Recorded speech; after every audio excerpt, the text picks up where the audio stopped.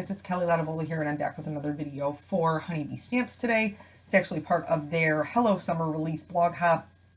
So they are giving away a $25 gift certificate. So if you missed that, there'll be a link below for you to head over so you can participate. Using lots of new products today. The first one is the Slimline Sentiments Eyelet. So this comes with several sentiments. They're all attached. I'm just using some jewelry snippers to cut them apart so that I can use that eyelet die to cut out my card front. I cut two because I thought I was going to need the white one. I didn't need the white one. But then in hindsight, after it was done, I kind of wish I used the white frame, but regardless. So for my Slimline card, here I have a piece of cardstock. I use the Nina 80-pound Solar White, and I have cut this to 7 by 11. I don't like to cut them all right out the gate, especially if I'm trying to match it up to a die. So I scored it 3.5, and I'm going to go ahead and use my bone folder to make that crease nice and straight. But the reason I didn't cut off the end is because I wanted to make sure my frame was going to fit before I cut it. You obviously could cut it beforehand and then just kind of finagle it, but I figured I just wanted to double check that everything was going to fit on there nicely. And then I'm just going to cut this to 8.5. So the final size will be 3.5 by 8.5 for the Slimline. And then here's that frame that goes on there. That eyelet Slimline die cut actually cuts two pieces, this square in the center and then the frame on the outside. I super loved the palm frond cover plate, but it's sized for an A2 size card, which if you're new to card making, or maybe just never really paid attention, is it's 4.25 by 5.5. So I really wanted to use it, and I figured I would just kind of make it work for me, and it did. Ultimately it did. You can't see the seam at all. So here I've run this through, and yes, I knew it was going to cut my tape when I taped it this way. The tape wasn't a super big deal. I did end up leaving it on this piece because I was too nervous to pull it off since it's such an intricate die. But on the second piece, I actually was able to pull it off and I didn't have any issues. So make your own decisions about whether or not that will work for you. If you have been watching my videos, you know that I've been having some audio issues, still battling those, so bear with me while I try to figure those out. So here, everything is done. It's poked out. I use my little pokey tool, and then I'm just going to trim off that excess tape. Like I said, I left the tape on the pieces on the back. I didn't notice having any issues with it adhering with the glue or anything. So now, here, here's my first mistake. Make sure when you are doing the second piece that you're lining it up in the proper way. So this piece should actually be turned the opposite way because it's not going to line up. And it doesn't line up once I cut it. It's too, you'll see here. I cut it on the short side and I should have cut it on the long side. But I'm going to make this work because that's what I do. Everything is fixable. And I think in the end of it, it's not even noticeable. So I'm cool with it. So here I have my card base, and I'm just going to use some Post-it masking tape to protect the back of it because I am going to do some ink blending. I am not a fan of busy backgrounds. That's just me. I do like backgrounds that are interesting and backgrounds that have texture. I do not like lots of pattern in my backgrounds. So I wanted a tone-on-tone look for my palm frond die cuts. But I didn't have any more of that blue paper. It's I think the Island Blue from Simon Says Stamp, and I didn't have any more of it. So I'm going to make mine. And this is Mermaid Lagoon from Distress Ink. And I'm just going direct to paper, and then in order to smooth out the blotchy spots, I am going back in with my ink blender to get rid of those where I couldn't get the pad, maybe it wasn't taken correctly. And then once that is done, I'm going to go ahead and glue my palm fronds to the background. Now, you might say, Kelly, that's not Tombow Butter multi-glue, and you would be correct. So Honeybee is releasing their own. This is the Be Creative Precision Tip Glue. It dries matte. I really liked the bottle. And it also, which I'll show you later, they have a glue holder. So like it holds it upside down so that the glue is always at the tip, which I love. Because that is one of the things that I don't love about my Tombow Mono multi-glue is I constantly have to shake it down, especially once I start using more of it. So I've glued that down. I'm checking to make sure my frame will fit into the right spot so that I can cover up those edges, like where there's nothing there. And then once they're all glued down, I am going to add just a little bit something extra. Oh, here's that glue holder I was telling you about. It's super cute. I love the black and white stripe. And then I'm going to add some blueprint sketch. I'm not going to add it all over. I'm just going to add it kind of randomly. And this is just to bring out the palm fronds from the background. I wasn't expecting it to be such a perfect match, but it really was. So Island Blue, Simon Says Stamp, perfectly matches Mermaid Lagoon Distress Ink, just in case you needed to know that. So here, just going to add this on heavier in some areas, lighter in others. And then because you guys know that I love the shimmer and the shine, I am going to do some splatters of just some clean water in the background, which will react with the Distress Ink, the blueprint sketch, and the Mermaid Lagoon in the background. And then I'm also going to use my Perfect Pearls. This is something you have seen me do 100 times because I just love it. I think it's super fun and it adds a little bit of extra shine and interest. And so I'm just going to scoop a little bit out, mix that up, and then spatter it onto the background. You could do the water spots or not do the water spots, do the Perfect Pearls or not do the Perfect Pearls. I think the background would be pretty either way. And here you can, with everything being the same color, you can really barely see the seam, but for sure once I put my flowers, my focal point on there, you can't see it at all. Speaking of the flowers, we're going to go ahead and stamp those. I'm using the Intense Black ink from Simon Says Stamp, but I need to order a new one because I have no idea what Peanut did with it. I really was very much enjoying the Hero Arts Intense Black ink, which is their Copic Safe ink. But I cannot find my ink pad anywhere, and I do not know where it went. This is also a good ink. I've used this one for years. I also like the Gina K Amalgam ink for Copa Coloring. So I'm going to go ahead and stamp these down. There are several flowers and several leaves included in this Paradise Bloom set. Oh, that was weird. My camera got wonky. Not sure what happened there. So I just picked the ones that I thought would fit best on my card. I don't necessarily know that they're hibiscus leaves. I'll be truthful. Not sure. Speaking of random bits of information, so we're going to get into the Copa Coloring here shortly, which, if you watched my videos before, is pretty much self-explanatory. Lightest to darkest, darkest to lightest.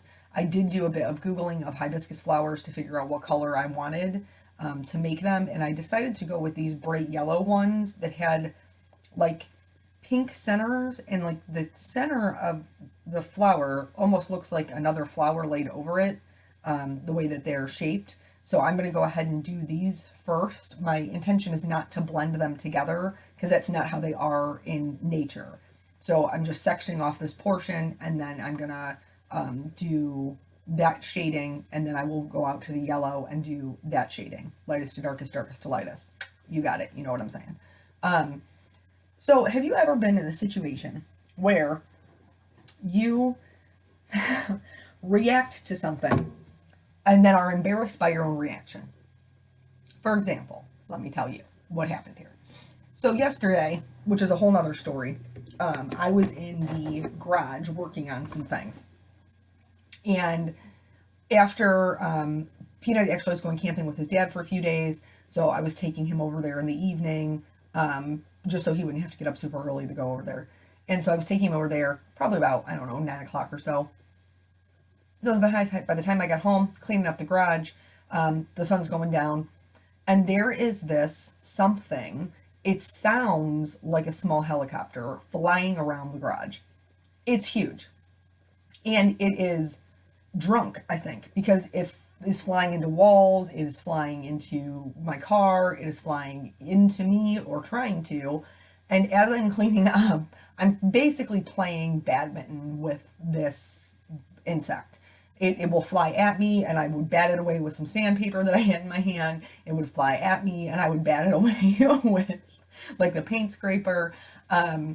And so finally I was done cleaning up, and then I just went inside. Well, then later on that evening, Eric comes home from work, and it's out there again. Like I hear it in the garage when I'm out in the garage. And so I'm like, it finally lands, and it lands on like his work desk on this saw blade. And I'm like, you have got to come see the size of this beetle, which is what it was. It was a beetle. You've got to come see the size of this beetle. It is huge. So he comes outside, and I'm not even kidding. Like, this beetle was like an inch and a half. I mean, he was enormous. And so he was like, wow, he's a really big guy. And I was like, okay. So he's like, I don't really want to kill him on my new saw blade, though. And I was like, well, like, if he gets airborne again, they're drunk little kamikaze flyers, so he might fly at you. So he decides he's going to try to kill him with a flip-flop. Now, I don't know if you know what I know about beetles. I feel like this is common knowledge, but beetles have a very hard shell. And I was like, I don't think the flopper is going to do it, babe. I don't think the flopper is going to do it. So he hits the beetle with the flip-flop. And basically the beetle just flips over. It's still very much alive and kicking. So then, now his little belly is exposed, so when he hits him with the flip-flop a second time, he does successfully kill the beetle. Now, the beetle doesn't die right away, okay? I feel bad. I'm not looking for the beetle to suffer. I just don't want him to die above my head. So I'm like, you're gonna have to put him out of his misery. Well, while he's deciding how he's gonna put him out of his misery, the beetle does effectively go be with Jesus. His soul arises to the heavens, and he goes to be with Jesus. And so then we have like this big inch and a half beetle carcass and all of whatever came out of his insides, which was really so much. It was really just a lot. And Eric decides he is going to shop vac this beetle. He's gonna suck up his body. And I was like, do you really think that that's the way to go? Because I feel like his body will be in there, until Nathan's in college. And so he turns on the shop vac. Here's where we come to my embarrassing reaction. He turns on the shop vac, and I was not ready for the beetle's body carcass to be sucked up. I was not mentally prepared for it. I didn't realize it was going to happen as fast as it did. And so when it happens, I screamed. Like a surprise scream, not like a terror scream. And then he looks at me and starts laughing. And then I start laughing because that's what I do when I get embarrassed. I laugh. And like totally like tears like in my eyes, just laughing at myself and my reaction to this beetle being sucked up in this vacuum cleaner. And I still don't know why I screamed. I still don't know why. It just happened. It just escaped my body. I'm not really sure. So that is something that happens to me. I don't know if anybody else has this problem, but when I get uncomfortable or I get embarrassed, I laugh. And sometimes that does not serve me well. But I was thinking about like other people. I had been talking to a girl at work, and she was telling me about like her embarrassing reaction. And then one time when I was at CHA, I can't remember if I've ever told you guys this story. If you have, you're going to have to hear it again, because I won't know until it's published and you tell me. So my friend Danielle, we were out there was a group of us, because, that's how you roll. You make friends in the craft industry, and there was a group of us out at CHA. And at the time, it was being held in California. That's how many years ago it was. And me and Dawn were in our room, and our friend Danielle was coming up, and then we were going to go to dinner together. So to get to our room, like, you got off the elevator, and then you made a left down this super long hallway. At the dead end, you made a right, then you made another left, then you made another right, okay? And we were like on a side with all these windows, which had a beautiful view. And, which I did not enjoy because I'm terrified of heights, but it did appear to be very pretty out of my peripherals. So Danielle texts me and says that she can't find the room. So I go looking for her. So I go down the hallway, and I see her, and she's like super far down on the other end of the hallway, and she's walking away from me. So I yell, I don't know, it was like 4 o'clock or 5 o'clock in the evening. And I'm like, Danielle. And when I yell her name, this poor child, it was like I don't know, like I fired a gun at her. She screams, she drops to the floor and curls up in the fetal fetal position. Oh my word. And then I am laughing so hard, I also collapse on the floor. So now you just have two people laying in the hallway of this hotel. And I was like, dude, what happened? Like, why was that? And she's like, I don't know. That's just how my body reacted. So maybe we're the only people who have ever done that. I don't know. But it was very, very funny. And I was laughing very hard at myself and also at her in that circumstance. Love you, Danielle. But so then it caused me to, of course, because you know how I am, I had posted a picture of said beetle on Instagram. And one of my Instagram followers responded back and said, we call them June bugs. And I was like, is that what it is? June bug. Okay. So then, now I have to educate myself. You know this. And so then I start Googling beetles, June bugs. And it turns out that June bug is just a very broad term for types of beetles that, well, do they hatch? I don't want to say hatch. Well, I guess they do hatch. They're larvae and they have to hatch out. But anyway, so that are born in June. There's also May bugs that are types of beetles. And this particular one was a grapevine beetle, if you would like to look that up. I found one picture, which I tried to see if I could save so I could share with you, but I could not because it was on somebody's private Flickr.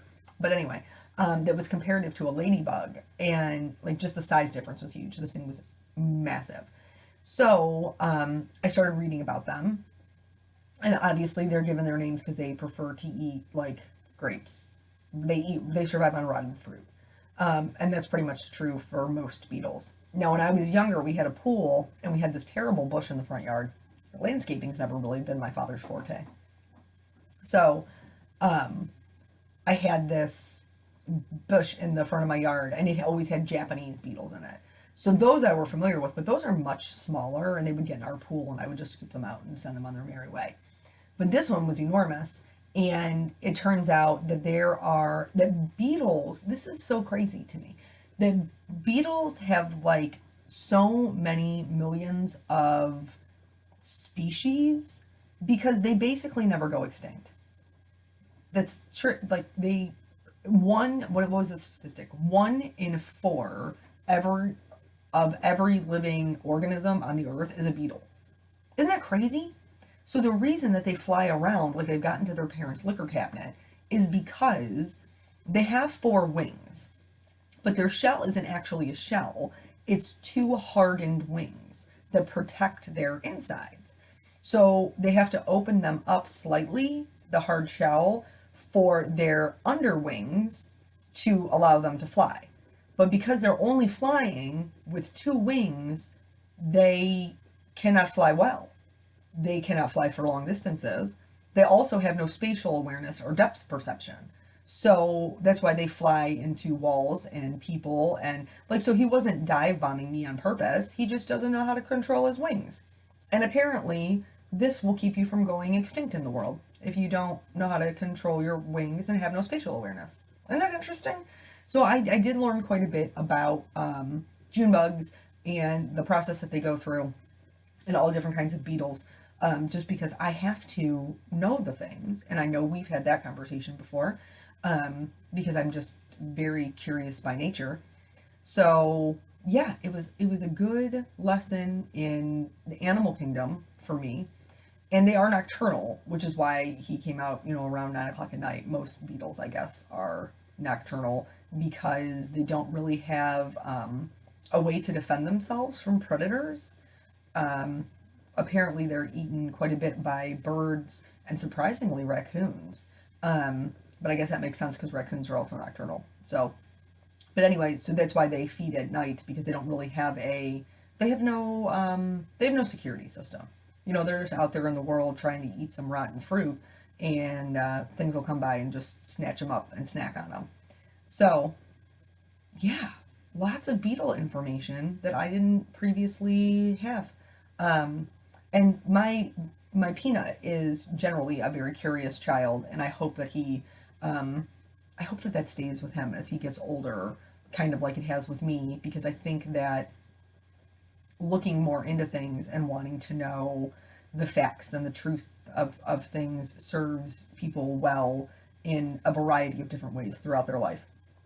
Besides just having general weird beetle knowledge, you know, it also helps you to question things that people tell you and, you know, look further for facts and valid information to back those things up. But anywho, whole other conversation.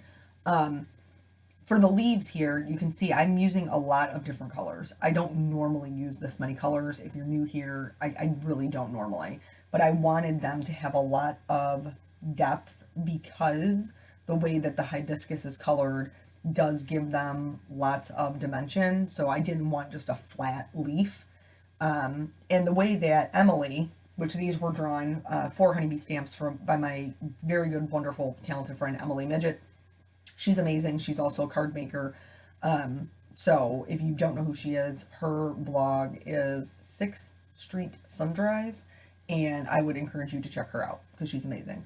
But when Emily drew them, she drew in lots of texture lines, and so I really just followed along with what the artist gave me. I didn't add really anything in myself to make them more or less anything. Where she put them was perfect, and I just followed along with that. I think a lot of times we discount where the artist has put the lines on things when really we should be embracing them because they will help you so much with getting the look and dimension that you're trying to get. So, like I said, lots of colors here, just trying to get that dimension. I did decide to leave the vein in the center lighter, which again can be a little bit more challenging. I also did not go over all of my dark colors with my light color. I chose to, with my lightest color, come in from the outside edge to preserve those shadows. For my highlights, I am adding just a little bit of white gel pen along the stamen. That's pretty popular with hibiscus. The way that they their stamen look is kind of like white and flowery. So I wanted to try to mimic that. And then of course I'm going to outline everything because that is how I roll. This marker is a little bit thicker than the one that I normally would use, but I couldn't find the 35, so I went with the 45. It was the closest one I had, and I'm not mad about it. I'm going to put on my matching die cuts and just run these through my die cutting machine. I do love matching die cuts, and I don't use them often, but the reason that I don't is because I struggle with the outline. And I have showed this before where maybe I didn't love the way that the outline looked. So here you can see the white is very apparent when I put it down there. So I just found a Copic marker that matched. So now here's more information for you. The Island Blue from Simon Says Stamp matches Mermaid Lagoon Distress Ink and the B06 Copa color. So here I just outlined all of them in this color to fill in that white to help it blend into the background. I kind of wish I would have waited until I had the card assembled to do this. That does make it more challenging, but it also allows you to color in the edges of the thing that's exactly behind it, like whatever's directly behind it. And I think it would have blended better, but still, even then, the blue was better than the white for sure. 100% better than the white. And then for the sentiment, I bought a new embossing bag because I really felt like mine wasn't working. And so I texted my friend Sherry Carroll, because she's the only other person really in card making like videos I've seen use the bag and not like the brush powder tool. And I was like, dude, does yours still work? And she was like, I've had mine for 100 years and it still totally works. And I was struggling with mine. So I did buy the new one. This is Ranger. That's the one that she had and she recommended. And it did work very well. And it comes in a little handy plastic bag that you keep it in. Maybe that was my problem, that I didn't have my other one like in a container or anything. It just sat out. Maybe it lost its powderiness. Not sure. So here I'm just going to heat emboss some white. Originally my intention was to use the matching die to cut this out. However, as the card was coming together, I felt like there was a lot of things going on, a lot of textures, a lot of roundness, and more round shapes, and I really felt like I needed to balance it out. So instead of using the matching dies, I decided I was just going to cut it into a square label to kind of give it something that wasn't as, there was just too much roundness going on in the card, just too much for me. So I'm going to pop this up on foam, and I am going to adhere this first. I do have my flowers laid out, but they are not adhered down. I'm putting my sentiment on first so I know how close I can get my flowers to it. And I did cut one of my leaves in half. So you'll see that here when I pick up this flower. I didn't want to color a whole other leaf, and I felt like it really needed something on the other side, like it needed to be fuller. So I cut one of them in half. I just cut off the part that you weren't going to see underneath the flower anyway, and nobody will be any the wiser if I ever give this card to somebody, which we know I won't because I don't mail anything. So good talk. So I'm just gluing those down using that same glue. And if I did not say, this will be coming soon, like within the next couple of weeks to the shop. I apologize for using it before it is available, but I really wanted to try it. So glued down my background flower flat. This one little piece of leaf I'm going to put on one piece of foam tape, and then my main hibiscus flower I'm actually going to put on 2 pieces of foam tape. So there's lots of dimension, lots of texture. Still not a terribly busy, I mean much busier than I would normally do. I mean, if you follow me, you know that. But still not a terribly busy card. I did feel like with the Slimline layout that I had a lot of empty space, and so like thank goodness for sequins and what are those, enamel dots and things like that to kind of fill those in and make the card feel more put together. So now that I have my first layer of foam tape, I'm going to pull all of those off and then just do my second layer of foam tape. Here I was a little bit worried about it overhanging that one leaf, because if you want to do 2 layers of foam tape, if I adhered it directly over the leaf that already had foam tape, well, now I have 3 layers and I'm wonky. So you have to make sure that those don't overlap, or if they do, the portion where they overlap only has 1 layer of foam tape, so everything lays flush. So here I have that on, I'm just adjusting so I'm not on top of that piece of foam tape under the leaf. And then I did notice I had a little square sticking out, so I'm just going to trim that off. I filled in, like we were talking about, with just some clear sequins. I think that like gold would have been pretty, or black would have been to kind of tie in that sentiment. I went with clear because clear is really honestly what I own the majority of, because they match everything. And then the last thing I'm going to do is just give my flowers a super extra good coat of the clear glitter pen. I use the clear Wink of Stella and also the clear from Nuvo. I think this is the one from Nuvo. They both work great. I would recommend either one of them. So just, you know, whatever strikes your fancy. And then that's it. That's pretty much the whole card. So like I said, this is part of a blog hop on July 6th. So if you want to head over to the blog to participate with that, there's also be another blog hop tomorrow where you have another chance to win the $25 gift card. Thank you guys so much for joining me, and I will catch you on the next video. Bye.